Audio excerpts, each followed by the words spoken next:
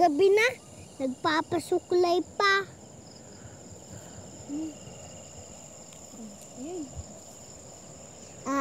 Kailangan niya yata ng privacy.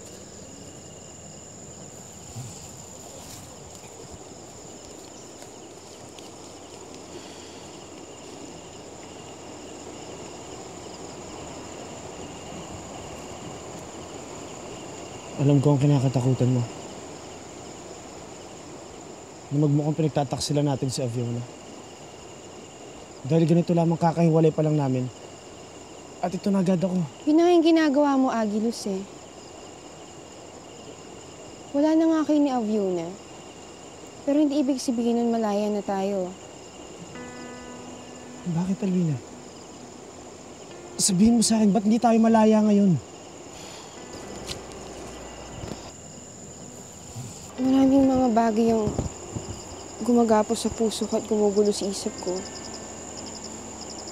Takot, pangamba, pagkaalilangan. Ayoko magpadalos-dalos, Agilus.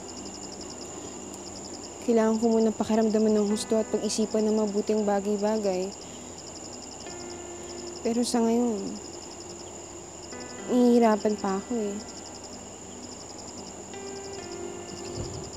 Ano ang dapat mong pag-isipan, Alvina?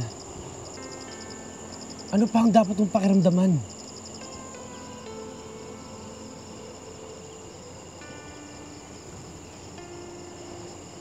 Patawarin mo ako kung naging mapilit ako.